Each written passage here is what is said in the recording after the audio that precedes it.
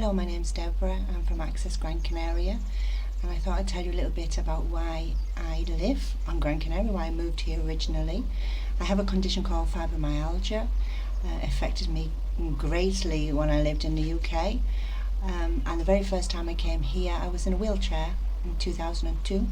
I came with a friend of mine and we came for a little holiday, and all that happened was that my hips actually moved. I used to walk like an old lady when I was able to walk short distances. And so I went back. I was under a very good rheumatologist at the hospital and spoke to the secretary, said I need to speak with the rheumatologist. She told me that I'd plateaued, that I wasn't going to improve, and obviously my hips were working, which at that time was felt like a miracle. She said to me, well, it's the sun. And I said, well, I've tried everything else. I've done the rehab, took things out of my diet, took the fillings out of my teeth, I've done the cold baths, even tried the medication, which didn't agree with me very well.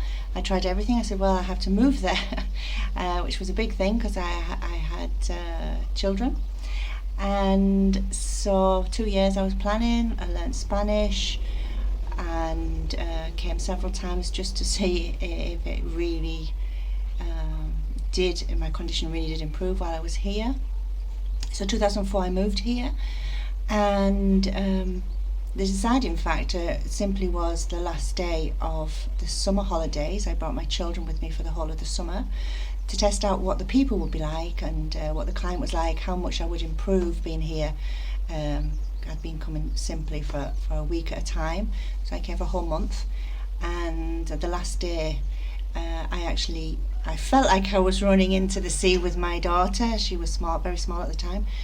Obviously I wasn't running, but it was just so wonderful to be with my children and to do something quite normal as to jump over a little wave, and that was the deciding factor. So I went home, sold up, finished qualifications at university, got my teaching English qualification, got my IATA license for the airport, which I've never used. It was a very difficult exam, but I was preparing myself as much as I could.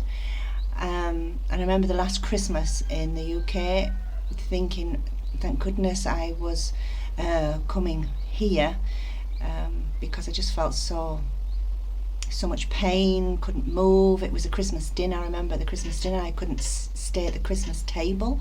I had to lie down halfway through, which isn't ideal, but obviously I knew I was coming here, and I was hoping that things would improve. Little did I know that particularly the Norwegians, their government at the time, I don't know if they're still doing it, but at that time their government was paying the pensions, disability pensions, to their citizens, because they recognised the health benefits for their citizens to be living here. And the bottom of Gran Canaria, the southernmost part, has the best weather in all of Europe, particularly in the winter. So as my rheumatologist had told me, it's probably the sun. What I have since found, it's several factors. It's not just the sun, it's humidity. And we have a pretty constant temperature, particularly in the south. The north's slightly different weather, but in the south of the island we have constant temperatures, near enough. Just a slight little different, variation in the temperatures. Very little rain.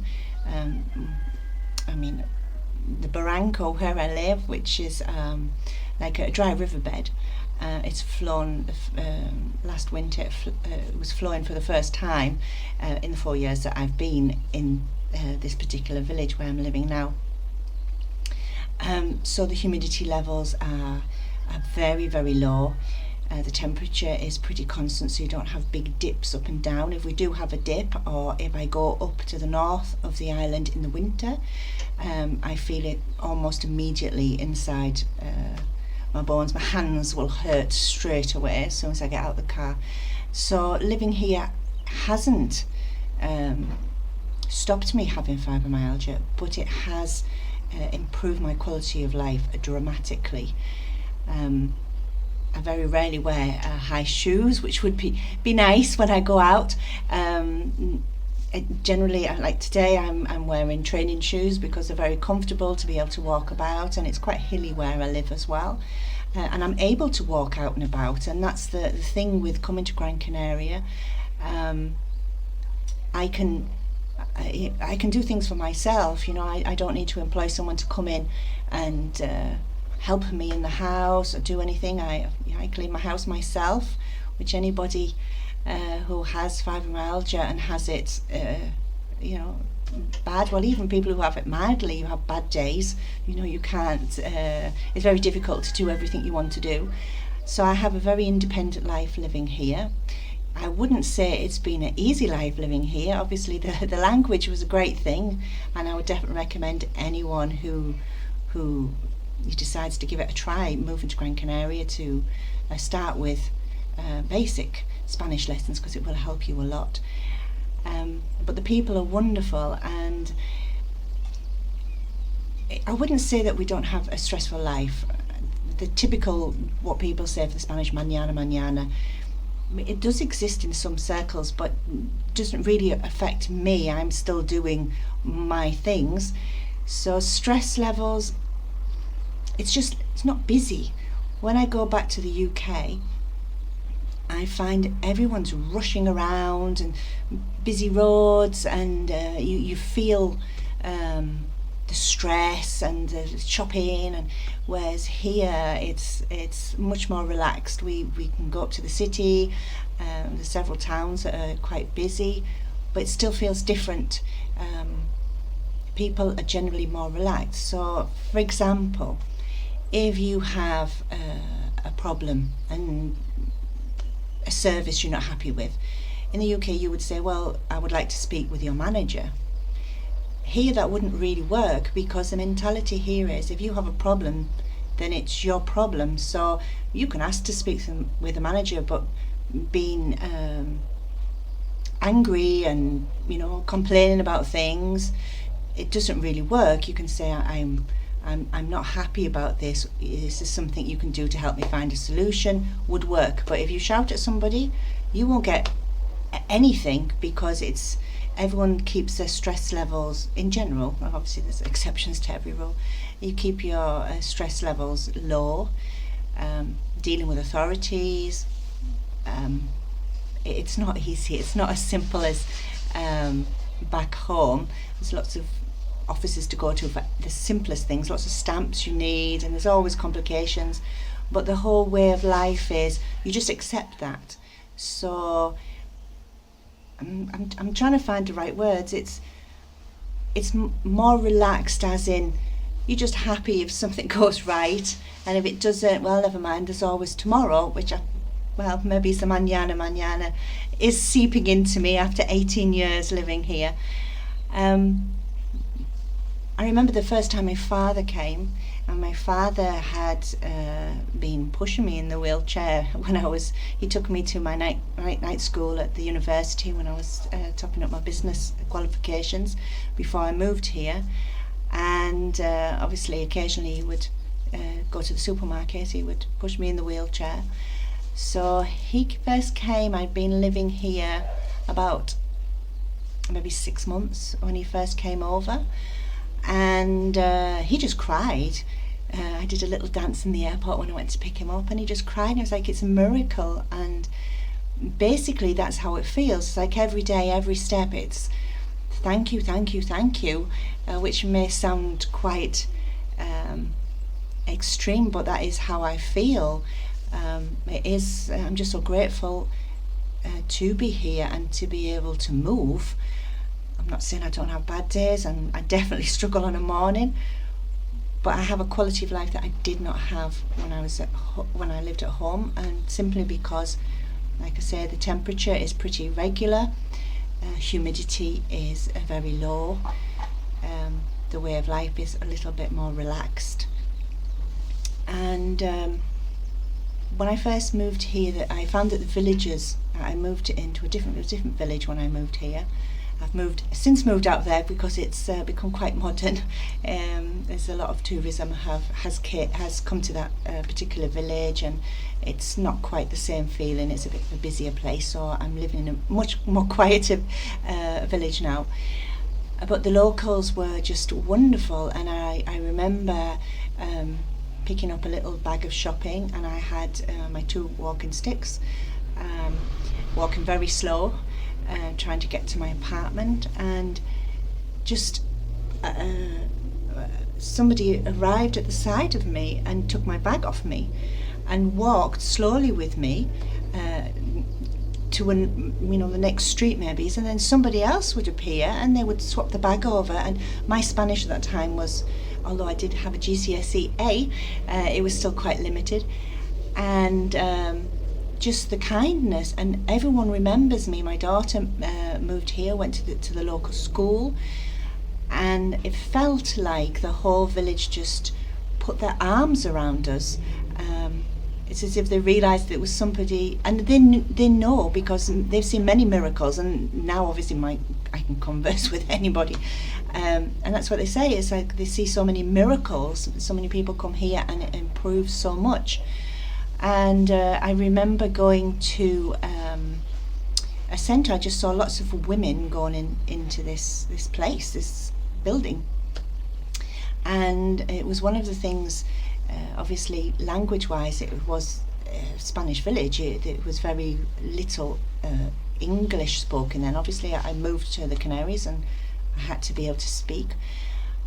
And I missed women's company. And I just saw these women, so I walked over. At the time, I was only with 1 stick then. I'd managed to get rid of one. It took me about 6 months, and people still remember the English lady that came who couldn't walk and now can, and I still see people from them very first years. They still remember us very fondly, and lovely people. Anyway, I walked into this centre with all these women, very little Spanish, and I just said, what are you doing? And it was a women's centre, and they had the traditional lace classes, they had art classes, and they had a sewing group doing patchwork, a big table. And so I just sat down, and I used to go there twice a week. Could hardly understand anything. I did learn all the sewing words, and it was my introduction to how women are together. Every week people would take turns bringing in cake, which is just a sponge cake, but very nice. It's homemade, and we would all stop and have a very strong coffee halfway through. And I remember sitting there many times, just tears rolling down my face. Obviously I missed home. It was difficult not being able to converse, but it was so wonderful to sit among other women.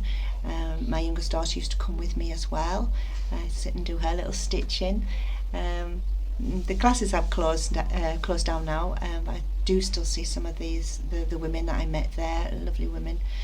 But I think my story of coming here with fibromyalgia is that we were welcomed. We came to a very good place. The Canarian people are very friendly and accepting, and even though they couldn't converse with me, and my daughter, she was fluent within 3 months, 6 months. You can't tell the difference between her and any other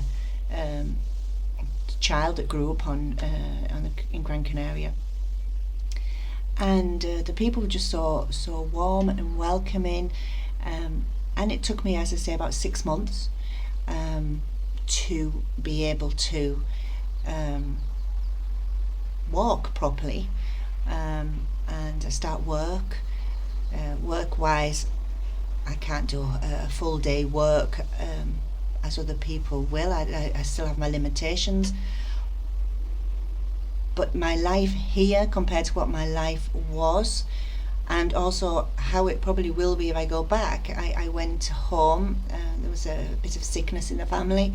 I needed to go home quickly, and I spent a month in England.